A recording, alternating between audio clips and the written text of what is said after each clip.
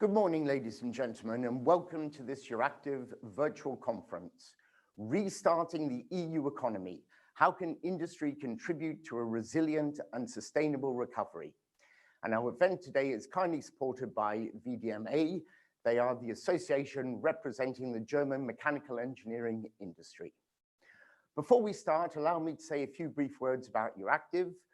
We're a pan-European media. We specialize in EU policy. We publish online content in 13 languages from offices in 13 European capitals. And in addition to our publishing business, we also organize about 80 policy debates every year. After our speakers have given their opening statements, we're going to turn to our panel discussion. And we do want to make this morning's discussion as interactive as possible. So please submit your questions via the Zoom Q&A platform, which you will see at the bottom of your screen on the right-hand side.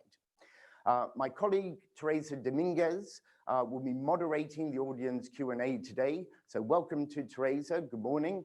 And perhaps you can just briefly take us through the house rules, Teresa. Good morning and welcome. We will be welcoming questions from our audience in the Q&A section of Zoom. When writing down your questions, please make sure you identify yourself clearly. Keep your questions short and concise, and indicate to which panelist you are addressing your question. Thank you very much. We hope you enjoy this debate. Thank you, Teresa. Tweets or questions can also be submitted via the hashtag EA Debates. You see it here in front of you, hashtag EA Debates. And finally, we're live streaming this debate on Euractiv's YouTube channel, so welcome to our audience there as well. Let me introduce today's panel. Firstly, from the Commission, we have Kamil Kaczynski, who is Acting Director, Competitiveness and Outreach, Chief Economist at DG Grow. Secondly, from the Parliament, we have Tom Berendsen, who is a Dutch MEP with the EPP Group, and Tom was, of course, the shadow rapporteur of the ITRA Committee's recent draft report, A New Long-Term Strategy for Europe's Industrial Future. And I'm sure we'll hear more about that from Tom when he speaks. Thirdly, we have Reinhilde Vergeules, who is a senior research fellow at the think tank Bruegel. And last but not least, we have Carl Martin Welke, who is president of VDMA. So the big question on the minds of all EU citizens is, how can we restart the economy? And the more specific challenge for policymakers, industry, and civil society is, how can we restart it in a sustainable and resilient way?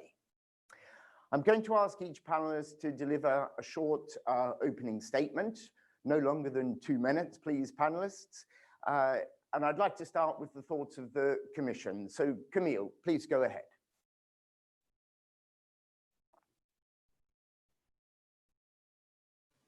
Okay, thanks so much. Thank you to Euractiv for the kind invitation. I just want to unpack the acronym DG Grow in case we have listeners from outside the Brussels bubble. So that actually means the department dealing with internal market and industry. And I think that intersection between essentially regulation and industrial look is what produced the notion we currently using, which is the ecosystem. So we will be looking into recovery through the lens of ecosystems. And that type of vantage point is quite important for us to make sure this is going to be comprehensive. My second opening remark is that in the outset of the crisis, we actually felt citizens rallying to the national flags. There's nothing wrong with this. This is natural instinct to rally to the flag of a nation state. But I think my humble hope is that at the end of this recovery, together with member states and with all the recovery funds being prepared and currently negotiated, we will nudge in the direction of actually citizens rallying to the EU flag in the context of recovery, when they see how the EU can help them in the recovery process. And how to do this, of course, is to essentially transform our economies into green, digital, and resilient. And doing this has to be done in an extremely transparent way, which is why I think the involvement of the Parliament is critical. But also it has to be symmetric and complete as much as possible, and also speedy, and as little red tape in this as possible, so it has to be fast. And I will stop there. Thank you very much. Thank you for that, Kamil. Tom, may I turn to you for your opening statement, please? Yes, thank you very much, and thank you for having me.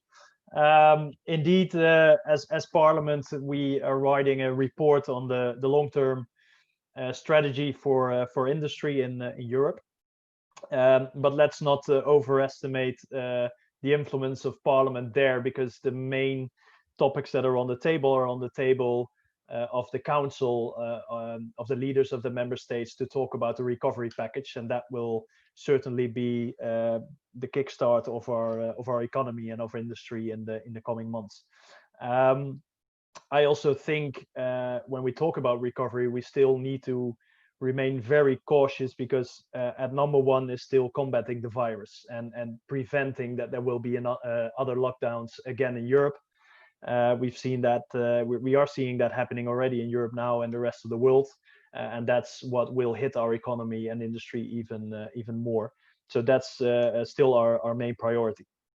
And we're looking at industry, but we will continue talking about that for the next hour. Strategic autonomy will be key. We've seen that Europe is too dependent in various supply chains and for various products from other parts of the world.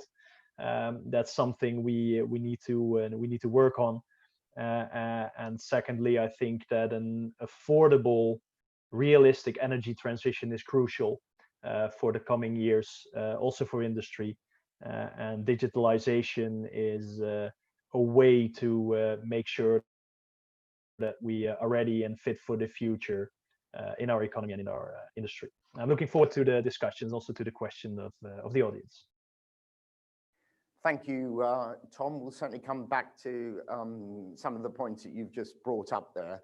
But Reinhilde, over to you for your initial comments. Yes, thank you for giving me this opportunity to participate. So I think an important point I would like to make is that in this post-pandemic will be completely different or sufficiently different from what we've seen in the past. Even if we manage to control the pandemic, there still will be differences and substantial differences in how we will be connected. So there will be much more different connectivity, much more use of digital, and also restricted global connectivity. This will have implications on our supply chains. But will also have implications of the type of products and services that we will need to provide in this post-pandemic. So overall, this makes the case that the new normal will definitely be sufficiently new that we need innovation and the innovation machine in order to deliver these changes in how we produce and what kind of products and services we are producing. And so what's very important in how to manage the future is to make sure that that innovation machine is functioning, can operate, and that all the conditions are in place for this. So we require health technologies, we require digital technologies, but not only, and also clean technologies. And it's not just each of these, it's really also the combination of these technologies and the multidisciplinarity that involves. So that means actually thinking now beyond the pure creative destruction, avoiding the destruction that we've seen, also making sure that we also don't jeopardize and actually empower the creative process, and that what kind of policies we will be needing for that, we will be discussing in this panel later. Very good, Reinhilde. Thank you for that. Carl Martin, what's the perspective of industry, please?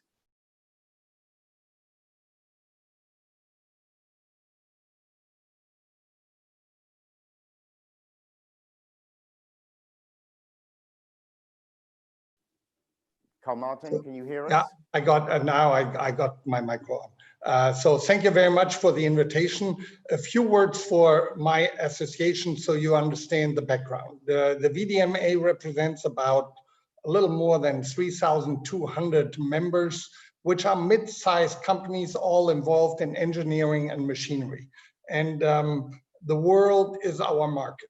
80% is export, and we nothing in the world, and I mean nothing, from the carpet over the lamps to the cars, robots, medical things, nothing is done without machinery. So the way we look at it is whatever restart we are configuring, we see ourselves, the machinery industry, as a key driver for new solutions we need in many fields, environment, digital, whatever it is. And therefore, we see ourselves not so far as a economy which is hit, but more like an economy which sees great chances in the transfer of our industry. However, if we look at how do we start that, I think we have to make upfront one very precise definition of what we want to achieve. Do we want to restructure our industry? It'll take time. Do we quick start? Do we want to quick start our industry? That's something totally different. Then it doesn't need much time, but then it's not the new world we are dreaming of. It's sparking the old one, getting in gear rather quickly. And to combine that is possible to a certain extent, but I would not overwhelm our possibilities by trying to combine it too quickly. If you look at new structuring, you're talking about 3 to 5, maybe 10 years. If you look at quick start, you're talking about 6 months to 12 months. So I think the first decision which has to be made is the question, what do we want? Thank you, Carl Martin. That's plenty of food for thought. And in fact, thank you to all of you for a really good scoping exercise to get us started.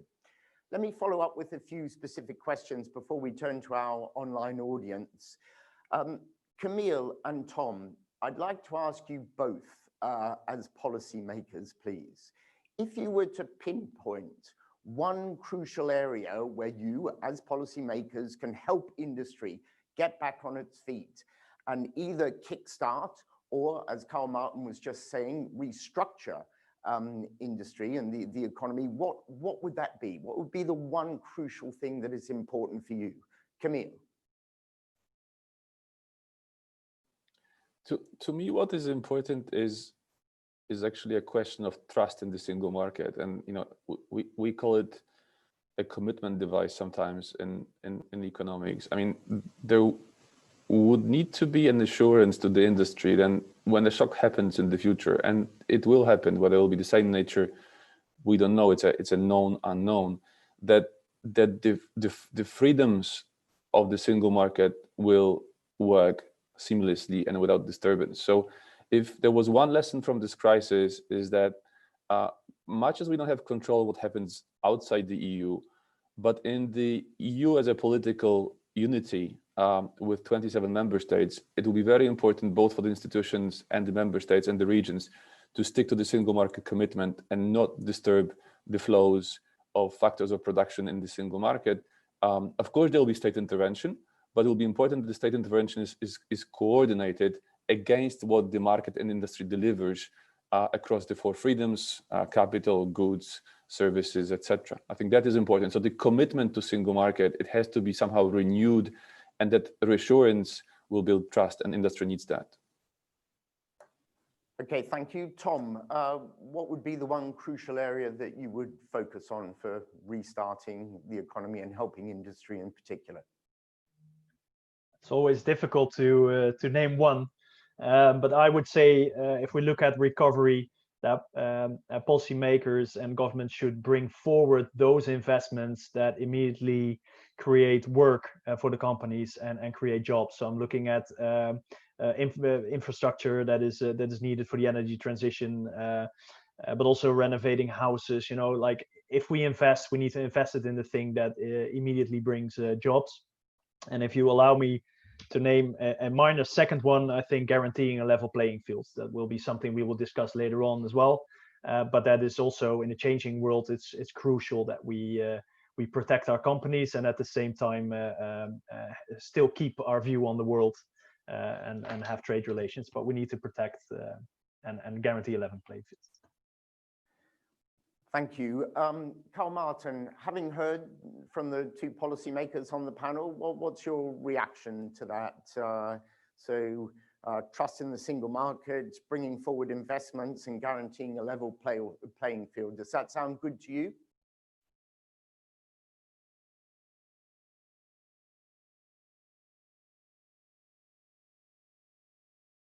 Hear you, Carl Martin, perhaps you're muted.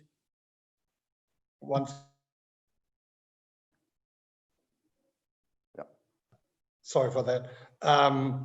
Open markets.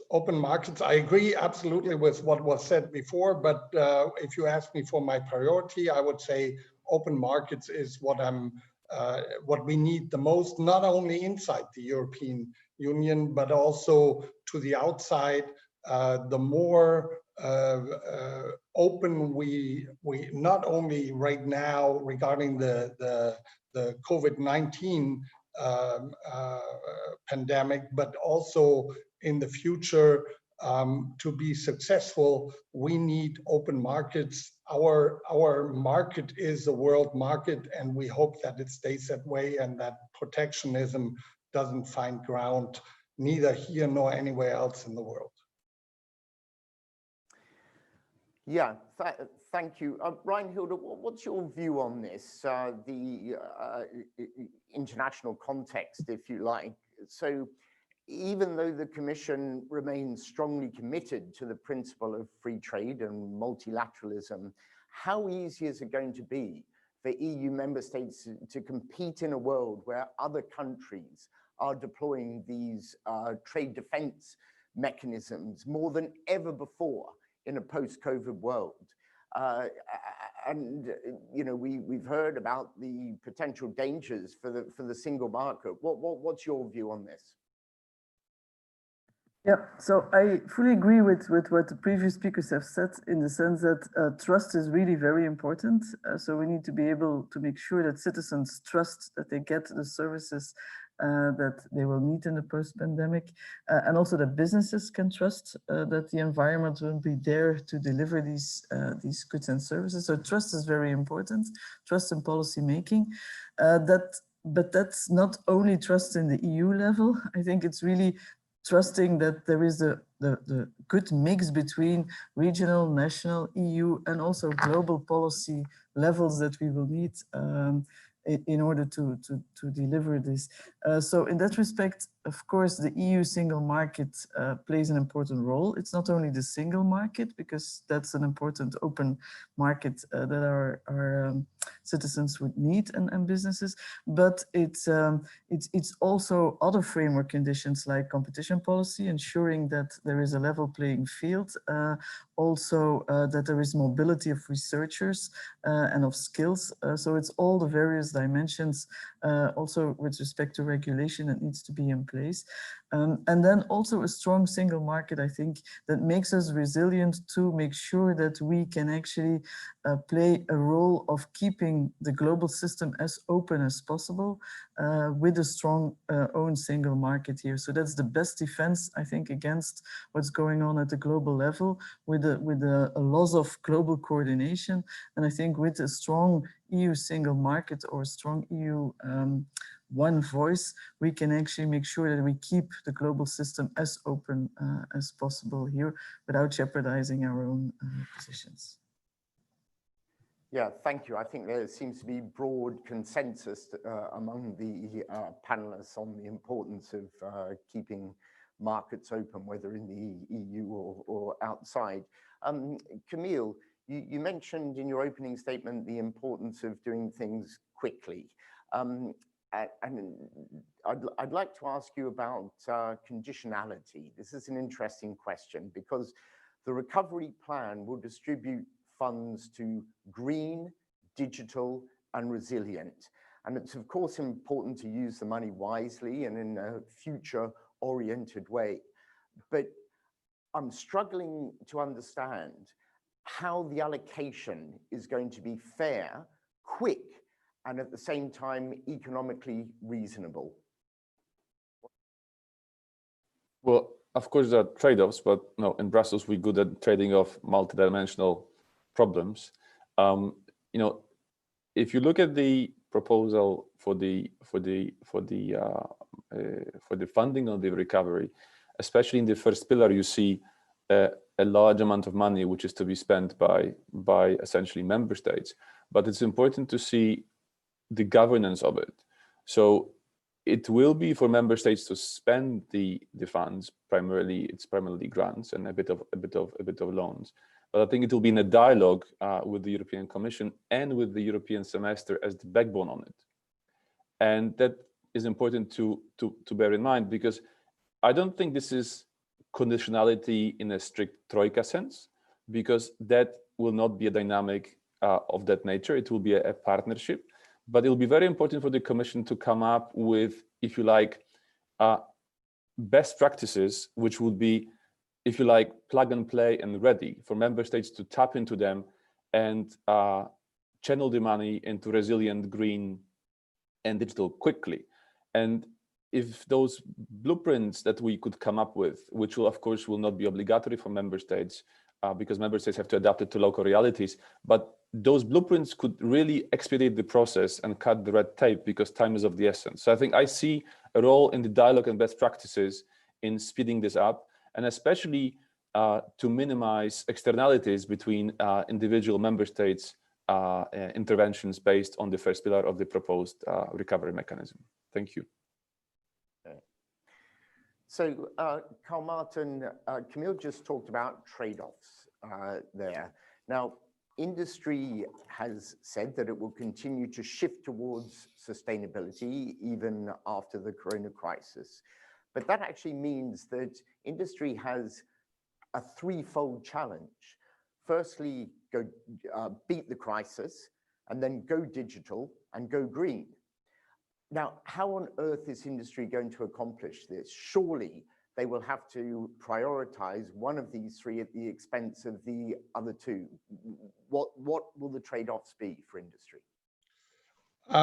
Before I go to that, let me add a few remarks to what Camille said. I'm absolutely supporting a best practice approach.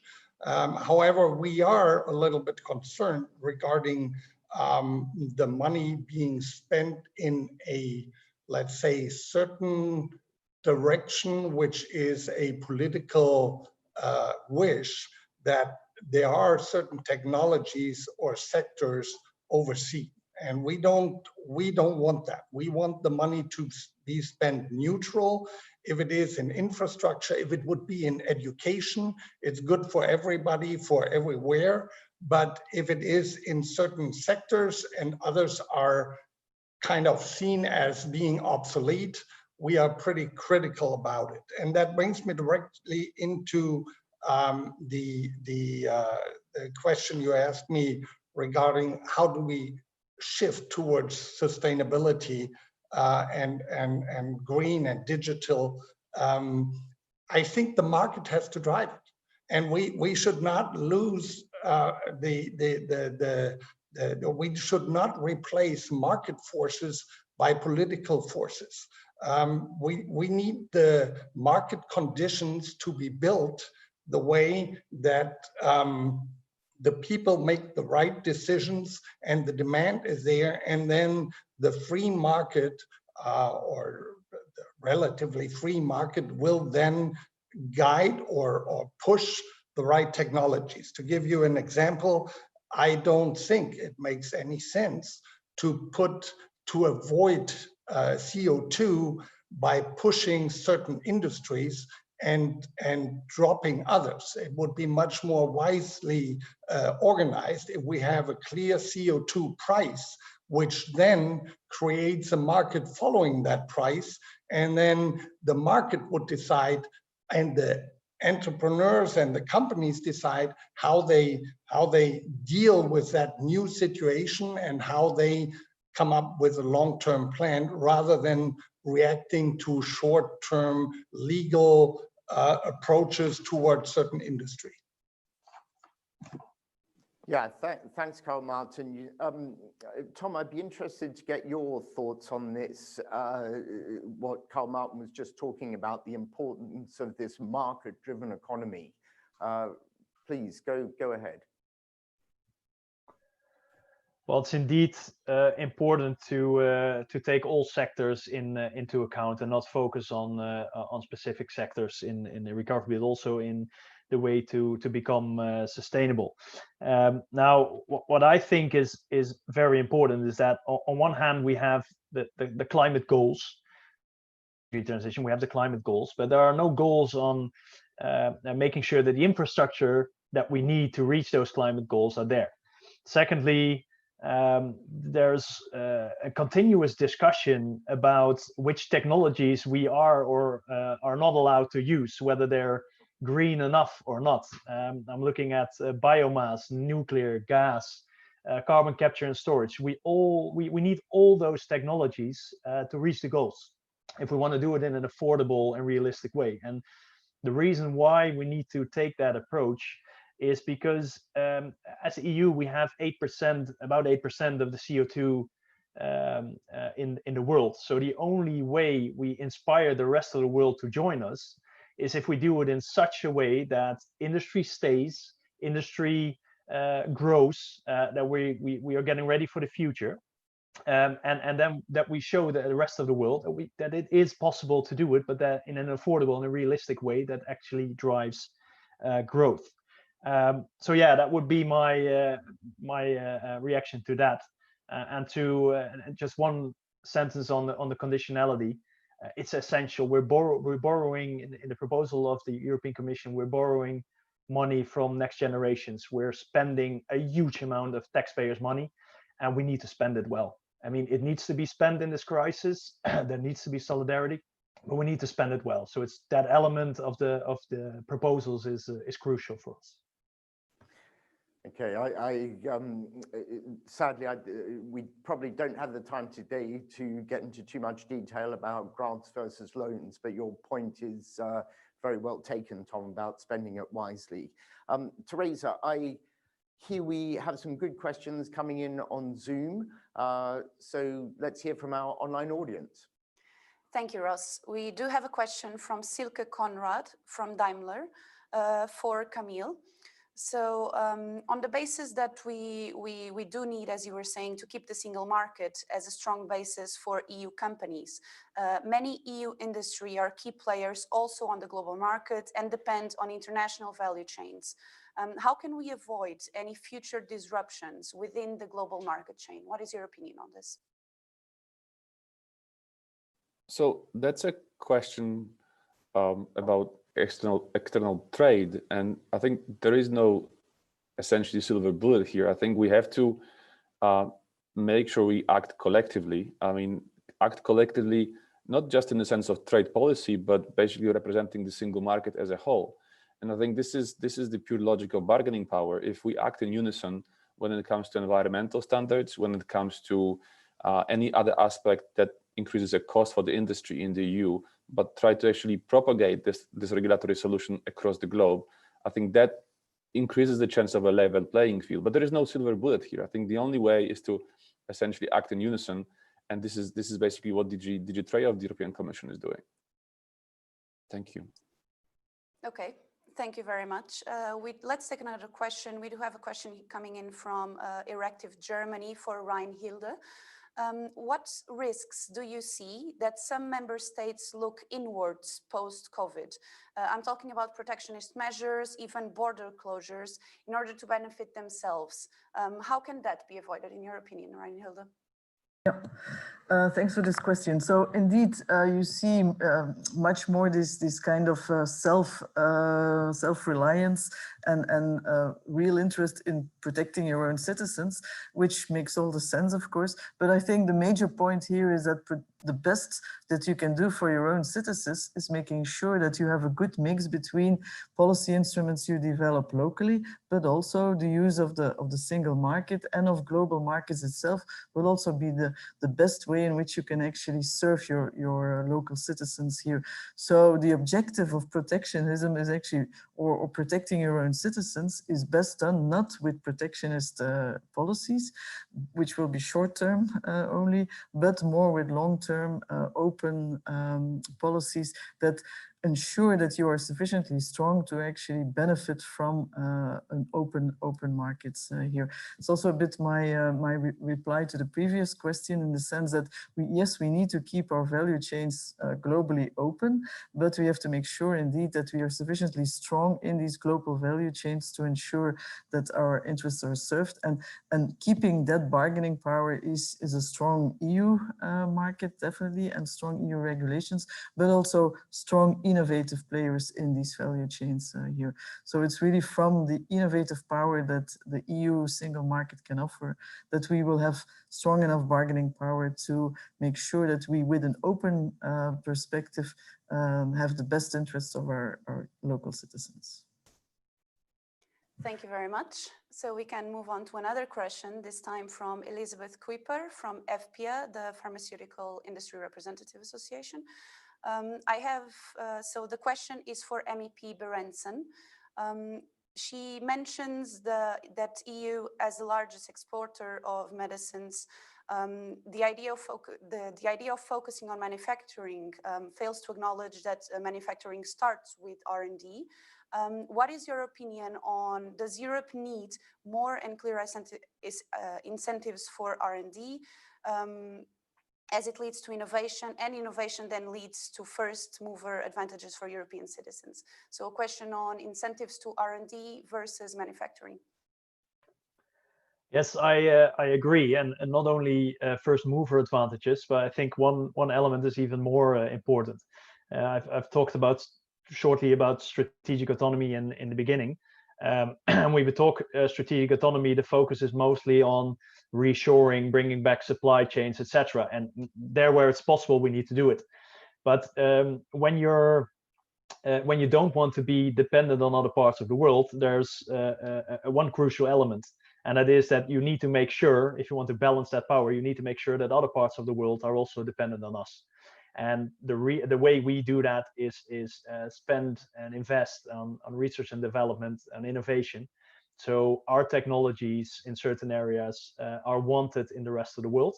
And that's proper strategic autonomy also means creating dependencies on us from other parts of the world. And I think R&D is key to that.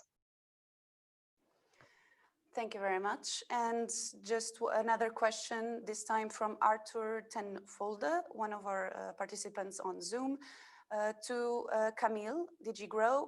What is DG Grow doing at this point to ensure, and the Commission, to ensure that green strings will be attached to most of the recovery funds, including the multi-annual financial framework, and not only to 25% as stated right now? What is your opinion on this, Camille? Okay, so as I mentioned at the beginning, we basically have an interaction between instruments like single market, and that is essentially public procurement, that is intellectual property, that is free movement of goods and services. And on the other hand, we have, of course, focus on sectors. So, and we're not alone in this, because as you know, the Commission is having departments specialized like clima, environment, and or energy into green recovery. So what we're doing essentially is we're feeding those departments with what we essentially crowdsource in terms of ideas from the individual sectors. So we offer instruments, like for instance, intellectual property can play a big role in terms of incentivizing green, or public procurement can also have essentially criteria built in for green. So this is the instrumentation, but also we do have feedback from the industry, for instance, through alliances. So we have the Plastics Alliance, we have Hydrogen Alliance in the pipeline, there was the Batteries Alliance. All those actually feed into what hopefully will be those best practices for the industry and member states to tap into when reaching the green recovery goals. Thank you. Thank you. And a question for Carl Martin now, from Asif Mogal. Do you think that the SME small business sector sees sustainability as an opportunity or as an obstacle to the recovery?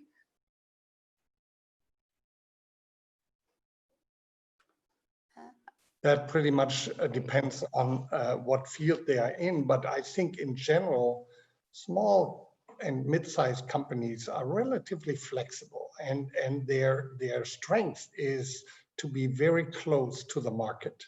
And with that strength and the flexibility, I think they can adapt faster than many other companies, bigger companies sometimes, and that gives them an especially good start off.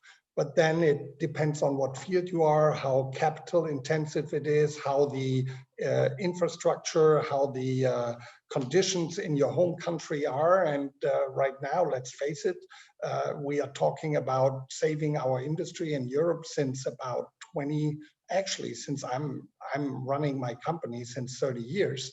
And the fact is, we lost.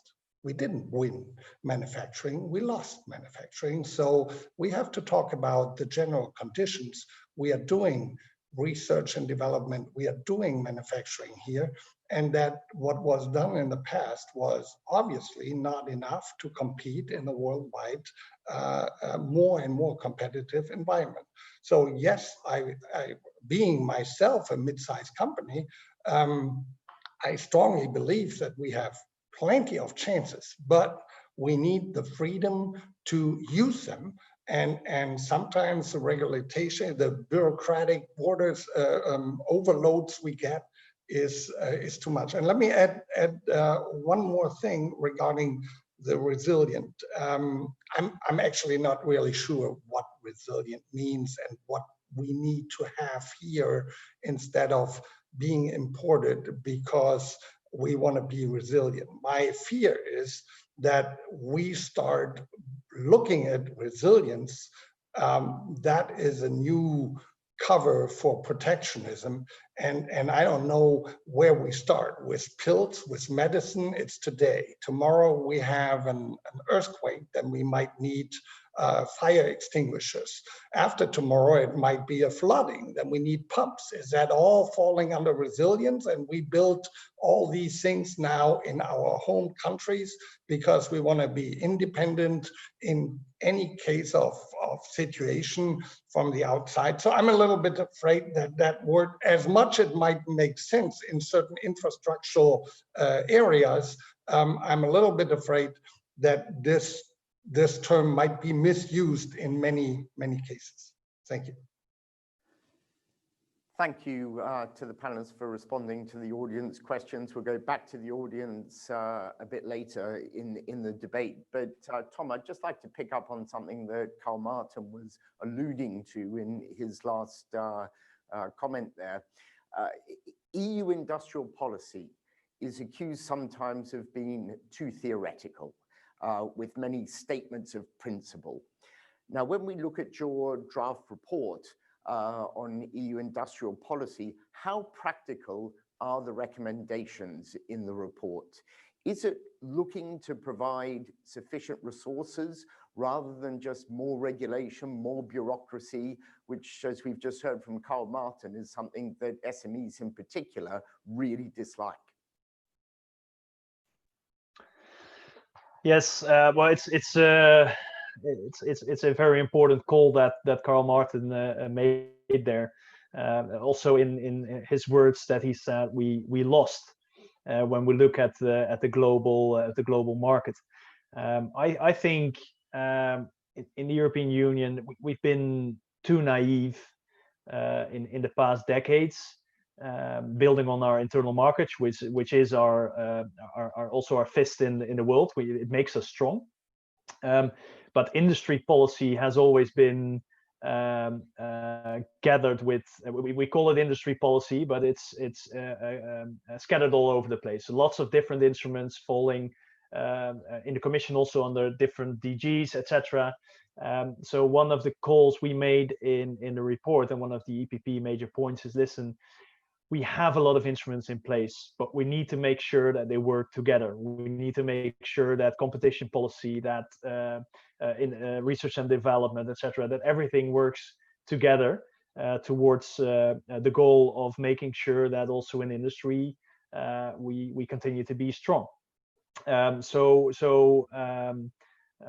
If you ask me, are there real concrete things in the report? Well, if you need to negotiate, we don't have a final text yet. We're starting negotiations. I think on certain things the views are the same between the political groups. On certain things there aren't. And from my experience, I know that if we start negotiating, that doesn't mean that in the end the text will be more concrete than it was.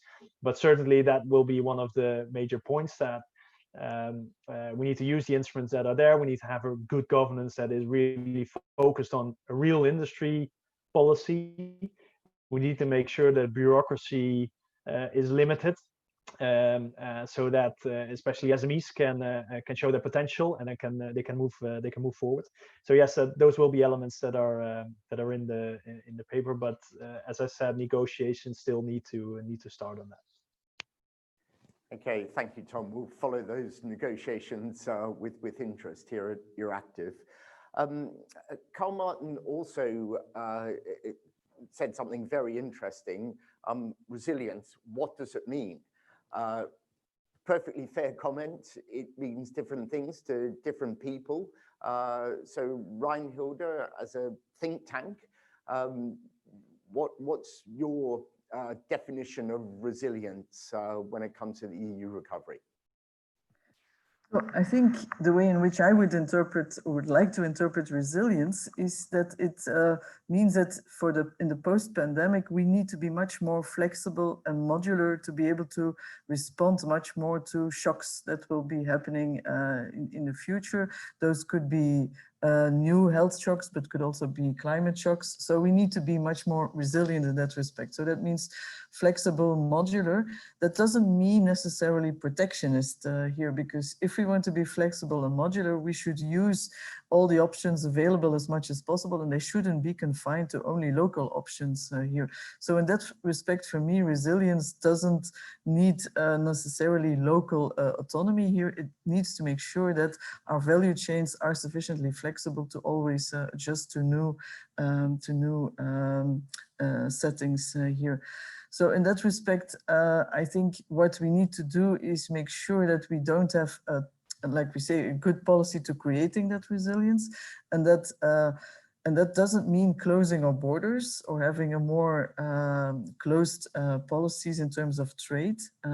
But the problem is, like Tom also mentioned, is that we have too many and not well-functioning internal markets, still with too many fragmented policy instruments here, not coherent enough. But that's the problem we need to address, is making sure that these policy instruments are way more coherent. That doesn't necessarily mean that we need to close our borders extra EU, or also doesn't necessarily mean that we have to select everything top down. I think, again, we have to make sure that we have a very good mixture between top down and bottom up selection here. And if we choose top down, I'd also like to come back to what Carl actually mentioned, is that should not be too much picking particular sectors like batteries or picking particular technologies.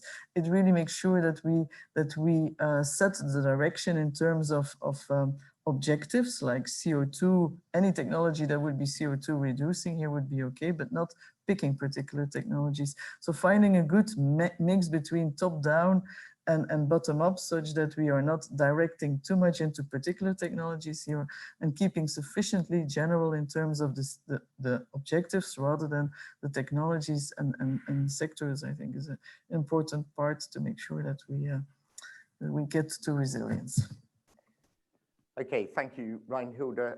Camilla, I'd also like to ask you about this concept of resilience and obviously get your definition as well. But in particular, I'd like to understand what direction is the Commission heading with this? On the one hand, we hear about the importance of relocating critical production to Europe, so the EU is more self-reliant and no longer overly dependent on third countries.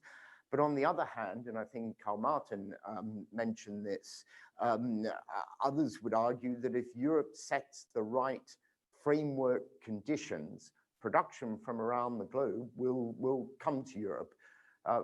So what's your view on this, please? I mean, certainly resilience as a notion is in the eye of the beholder. You know, it's a bit like I can tell resilience when I see it, to make a reference to another important definitional issue. I mean, to me, resilience is really about hedging a bet. I mean, it's an insurance mechanism, and there is a cost to it. So, you know, at some level, you can think of resilience very broadly. I mean, environment is resilience, macroeconomic stability is resilience, productivity and innovation is resilience. But these are the broad, if you like, notions. I think in the most concrete sense is actually the aftermath of COVID, and basically resilience is an ability of the Union to respond to cater to basic citizens' needs. So if you really fall back on a specific example, if something like a pandemic happens, we should have personal protective equipment available quickly and everywhere in the Union without any hurdles of transmission. And that means, of course, the free movement of goods, but also means stockpiling. It means certain production capacity on the EU soil within EU control. So, there is some element of political fiat in defining those, but the closer they are to basic needs like health, the more reasonable it is to agree that this is actually resilience in the narrow sense. And then, of course, how you cater to this, you have to think about trade-offs, because if the industry has now, after the COVID lesson, a private incentive to produce capacity on the EU soil or through subsidiaries abroad, so that when a shock like this happens, the products will flow, well, there is not that much for the EU to do. But if we need a publicly sponsored buffer of a certain product, well, then we might have to cover the cost, and we have to do it in the least distortive way possible when it comes to competition policy or when it comes to trade policy. So this is really the logic. I mean, you have to really define what you mean by resilience, and it can be very narrow, like personal protective equipment. Of course, it can also mean technology and scarce technologies. You know, we did have takeover, like, you know, the KUKA takeover some time ago, takeover of small companies in the EU, which were, you know, critically important when it comes to technological product development. And in that sense, we have, as Tom said, we're trying to be less naive through the white paper on subsidies, through the FDI control. I mean, all those elements will, you know, put a spotlight on a technology, product, skill, or infrastructure, which will be worthy of protecting in this kind of anti-fragile, resilient sense. And then whether this is a public solution or a private solution, that really depends on the case in question. Thank you. Thanks, Camille. Tom, I'd like to look at where are the markets of the future. For example, is it safer or wiser to have a longer term focus on the EU's internal market, or to get back as quickly as possible to an international trade system? I'm going to get Carl Martin's view on that as well, but if I can start with you, Tom, please. Well, I mean, the European Union is a trade continent. We trade with the rest of the world. Our supply chains are all over the world. Diversification of supply chains definitely adds to resilience as well. But it's safe to say that we need trade with the rest of the world. So yes, we need to make sure that we open markets again. But then again, we shouldn't be naive. If you look at China, United States, India, Brazil, everywhere there are industry policies in place, and that's what we need to do as well. As I said, with a view open to the world. We are a trade continent. We need to make use of that. We earn our money in the world, but we need to make sure that we balance power, and we're not naive in how other parts of the world try to dominate our market as well. Yeah, that's a short answer. Carl Martin, future of supply chains post-COVID?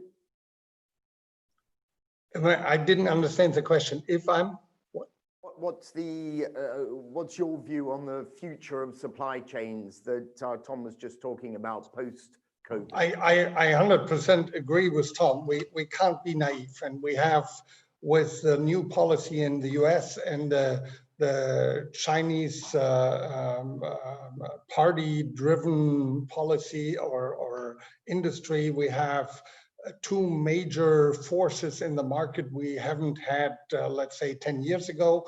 And therefore, dealing with open markets becomes more difficult. But there is no choice. We have to reinforce the free trade all over the world, because it's what saves the people's well-doing and the wealth in the world, and it contributes to all of us if we keep markets open. I want to give one hint or one example. When we look at how do we protect Europe, I want to, well, maybe two examples. We shouldn't forget that we have, especially the Europeans, have plants all over the world. And if we look at what Germany, for example, has invested in China and what China has invested in Germany, then, I mean, the ratio is 1 to 10, means, or 10 to 1 towards Germany. We are doing much more abroad than the Chinese do. So be careful with that leverage. And one more thing, when we're talking about protecting, pretty much every modern machine tool can be controlled from far away. I do monitor my machines all over the world, and I can put them on and off whenever I want. We, or the abroad systems, trust us delivering, equipping the world with our machinery much more than we trust them. We can impact the world by pushing a few buttons here at home much more than any other country in the world could do to any other country. So what I'm saying is we are almost paranoid that somebody is kind of killing our infrastructure or whatever. And they are, I'm not denying that there are sensitive areas where we have to be very cautious. But in general, it's us. We are the exporters. We built the infrastructure for the foreign countries, and they are dependent on us. And if we push the button, digital or not, then the machines stop in their countries. So I think we have very strong weight in our hands, not to talk about our big market and the wealth we have, so that I believe that we can strongly negotiate with all other countries in the world and make our point. And I think we are doing well to see that the fair level playing field is not as much out of proportion as it's sometimes, of course, displayed in our media. Thank you, Karel. Let's take another question from our audience, this time for Reinhilde. So on these issues of resilience of supply chains for this post-COVID recovery, how do you think the EU countries should be doing this specifically? Yeah, so that's a bit following up on the previous discussion too. So I think we should definitely indeed not be naive. There are much more protectionist tendencies going on the world scene here. The question is how to react to that optimally. And I don't think the optimal reaction is to likewise also come up with protectionist policies here. It's like what Tom was saying. We need really to make sure that we have the bargaining power and balancing the power in these global value chains. And for me, the power that the EU players can actually bring into this really comes from the fact that they have access to large markets. That's a very strong bargaining power that you have. That's why, again, keeping our markets open, so internally open, but also externally open, that will give a lot of bargaining power to our EU players in these value chains.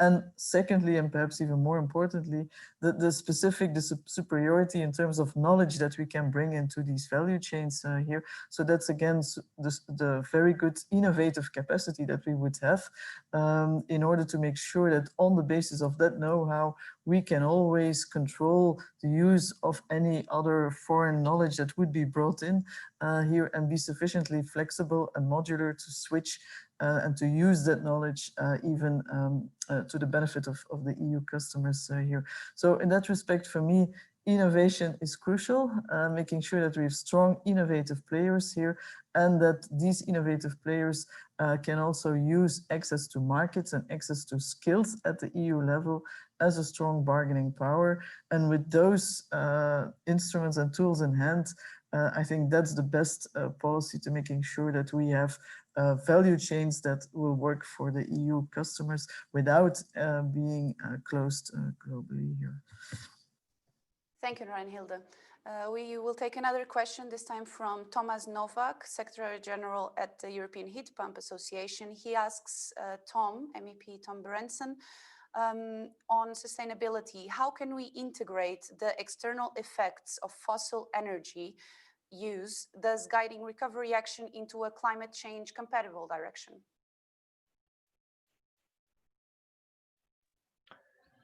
Yes, that's a good question, of which we can have a separate discussion for the coming hour as well.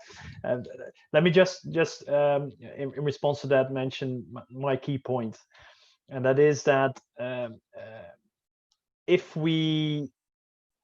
it's 100% clear that for the next generations we need to achieve our goals. We need to make sure that we combat climate change. We need to stop global warming. And that's why we set the goals. And my concern, if we talk about fossil fuels and technologies that we can use to replace them, is that we continue to discuss for the coming 15, 20 years which technology works best and which technologies are definitely not allowed because they're not green enough. But I think that's the wrong way. I think we have one goal to reach, and that is reach our climate goals. And we need to use all available technologies. And yes, in theory and also in practice, one is greener than the other. But we need all for an affordable and realistic transition. Yeah, so that will be my, I know it's not entirely answering the question, but for the broader public, that will be, without getting too technical, that would be my answer. So can I perhaps also add to that, because I fully support this. I think it's really important to emphasize that what matters is really that we reach the goals, and that we should have regulations and support that would be in the direction of the goals. But that doesn't mean to pick already technologies, because once you pick one technology, that actually is a tax on other technologies. So finding that balance is really difficult. That doesn't mean to say that we should never support any of these technologies, but that when we pick technologies, it should really be where there are certain market failures, where certain technologies cannot really develop initially. So that means really very selective and very temporary support for certain technologies in early stages here, to make sure that they have the right potential to develop here. But that in the end, what matters most is making sure that we have as technology neutral but mission clear instruments here. So this balancing of top down and bottom up is really very important. And if I may add to that, take the low-hanging fruits first. If you have, if you look at the different areas, different sectors where you can avoid CO2 emissions and the cost to it, then there are certain sectors which are 100 times more expensive to avoid CO2 than others. So start with the least expensive ones and work your way up. And the last comment, do it international. Climate is a global thing. Don't stop at Germany's borders. Don't stop at European borders. Do it international. It makes, if you look at the, let's say, the African waste plants, how you call that, incinerations, this is, you can save for almost no money so much CO2 emissions. Why don't we do it? Why do we fight an ideological fight about combustion engines, where CO2 cost you $2,000 a ton, and in Africa it costs you $2 a ton. It makes no sense, especially not with a small budget the European Union has in this respect. So my approach would be rethink what has been done in the past and start with go for an economical way of looking at it, go global, over cross-sectoral, and definitely do it fast, because time is of essence. So as an economist, can I add to that by saying the way to do that is actually by having a carbon price that would globally operating, because that's the way to have it globally across all technologies, and also that will pick the low-hanging fruits first, because that's what the most economic efficient. Yeah. So Camille, a question for you now. On EU solidarity in the recovery, how important is it for policymakers to continue to send signals of European solidarity as the recovery from the crisis begins? We've seen arguments in the Council about how to distribute the 750 billion recovery funds. Are these arguments damaging or a necessary part of the process? This is a question from Euractiv France, our partners. Well, financial discussions over the financial perspective are never pretty, but that has always been, the nature of politics. And, the various interests have to interplay, and you go towards a consensus. Solidarity, I'm Polish, so solidarity, of course, has a certain connotation for me, which is quite important. I think member states the crisis was essentially a systemic crisis, but member states were hit in a different way, especially countries in the south, through no fault of their own, were hit much more disproportionately. So I think it's quite important that at least citizens in those countries like Italy and Spain will see funds transforming their economies sufficiently. I think this is very important for EU legitimacy, of course, without due accountability and conditionality, because it has to be green and resilient and not just business as usual. I think it's extremely important that in the geographical sense, we are showing the solidarity, but also in other dimensions. It has to be also when it comes to different sectors of the economy. So we know services have been hit much more severely than goods, where you had some essentially delayed purchases in goods. So especially proximity services have been hit. So they have to see recovery. You will see also poverty rising in certain regions. So that has to be channeled as well. So I think in that sense, you really have to look towards the pain points of this recovery. And this is what essentially is called solidarity. So hopefully member states will be paying attention to this together with the Commission when this money is being dispensed. And that could be the method. Thank you. Thank you very much. And a final question to Tom. How can a stable and predictable environment be assured post-COVID? So a question looking towards the future. Many companies seek this to be able to make the necessary long-term investments in technologies, skilled workforce, etc. Has this predictability, so important for planning security, disappeared? And if yes, how do we get it back? Well, the world is changing and it's changing a lot and fast. So that part of the predictability is difficult to guarantee.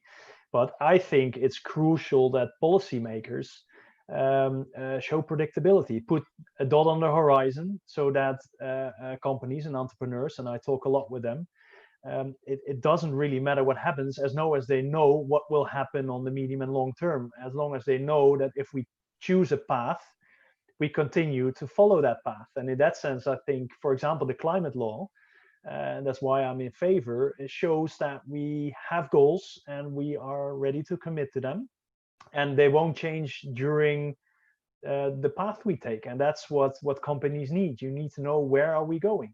And policymakers don't change your thoughts and don't change direction every 2 years, because that's impossible for especially also SMEs that want to invest and look at the medium term and the long term, especially family businesses that look at the next generation. They need to know where to go. And that's the kind of predictability I think policymakers should have at the top of the agenda, ready to adapt to a changing world, but definitely show the path where we want to go to and don't change direction all the time. Thank you, Tom. And thank you to the audience for all the questions. Reinhilde, do you want to just make a quick like statement? Yes. Yes, just one to follow up on Tom. So I do indeed agree that in order to make these innovative investments, that companies should have a long-term predictability. But predictability also doesn't necessarily mean 100% not never changing. It means also being sufficiently resilient.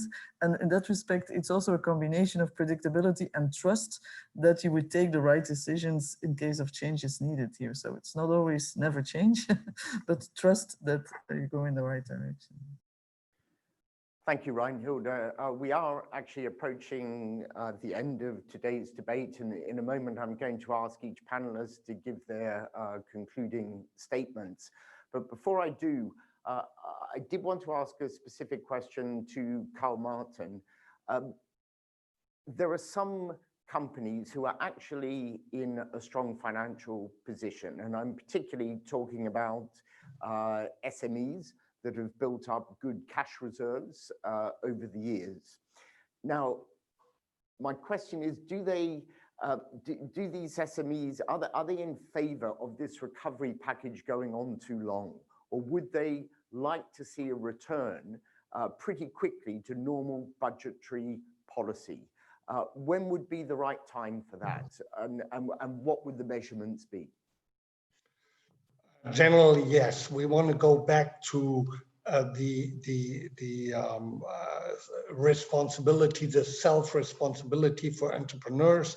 We want to have the interference of the public sector out of the industry as much as we can. But, and I have to say, there is no general answers, because there are industries which are much differently hurt and hit by the COVID-19 pandemic situation. If you look at the aircraft industry, or look at certain hotels or whatever, but from the industrial sector, most of the companies are well financed, and actually it is part of their responsibility to have adequate financing for turbulent situation. Not all, not forever, but for something which is 2 months long, in general, speaking for the machinery sector, we can handle that. If it goes on forever, yes, we need public help if we don't want to lose our industrial infrastructure. But if somebody calls for public help after 2 weeks of COVID-19 crisis, then in my opinion, from the machine tool industry, that's too early. The problem is, and this is a society issue we have to discuss, what is and where ends the responsibility from an entrepreneur? Yeah, is it with every flooding, with every earthquake, with every, what is it? Where are we? Well, I mean, it hit my company massively long before it was discussed any help here, because we're doing a lot of business with China. And nobody asked me if I need help. I was massively hit when the borders were closed to Russia, because we do business with Russia. And then there was this Ukraine case, and all of a sudden I couldn't do. Nobody asked me if I get money from the public. So what I'm saying is, we need that discussion. The tendency is clear. If you are an entrepreneur, you have some chances, you take some risk. We take the risk, and we want to be self-responsible for what we are doing. Okay, thank you. I will now turn to the panelists for their closing statements. Camille, what are your key takeaways from this debate? I think there's consensus that, you know, essentially we shouldn't waste this crisis. I mean, this crisis has transformed our way we live our personal lives quite often for the best. And I think it's very important that with the recovery, with all the amounts of money which have been, you know, borrowed against the future generations, we're not wasting it, and we truly are investing it in the, you know, along the 3 axes: green, resilient, and digital. So I think, you know, we will be judged by this in 10 years' time by the future generations. So I think it's important we don't waste this chance. Thank you. Thank you, Camille. Tom, your final thoughts, please. Well, I think the discussion of today shows, even if there's a lot of consensus, that we are really talking about the complex issue here. There's no black and white. It's not.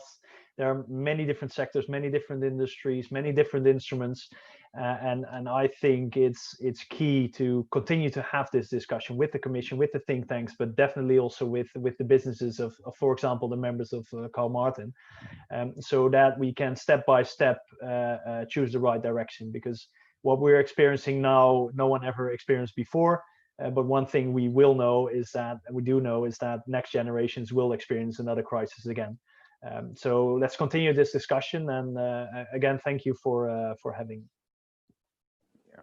Thank you, Tom. Reinhilde, your final thoughts. Yeah, so I fully agree. These issues are very complex.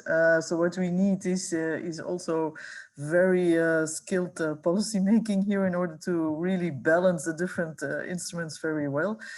We already discussed a lot of that balancing. One other specific dimension I would like to emphasize again, closing, is this balancing between short-run and long-term instruments here. So the short-term very much focused on avoiding bankruptcy here. That's of course very important, but making sure that we don't jeopardize here the creative power in the long run by keeping some companies too long or alive without the potential to to survive in the long run here. So making sure that we balance the short run objectives of avoiding bankruptcy without jeopardizing too much the creative destruction part, the creative part in the long run, I think is another challenge that will be quite challenging.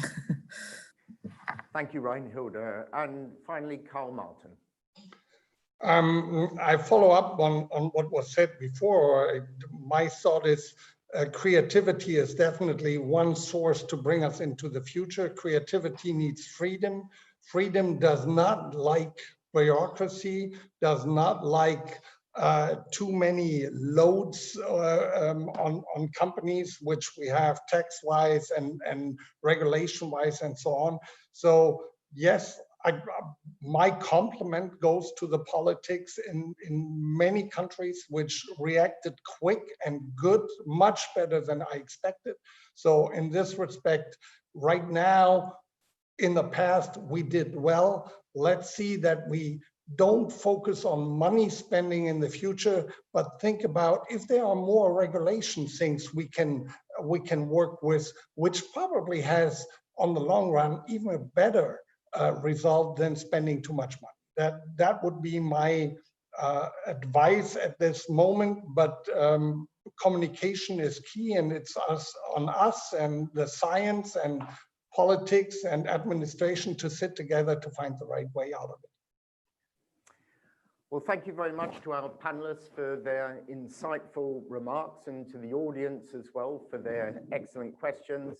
Thank you, Teresa, for sorting and fielding those questions. There was a lot of good audience engagement today, and that simply reinforces what a critical topic this is that we're dealing with.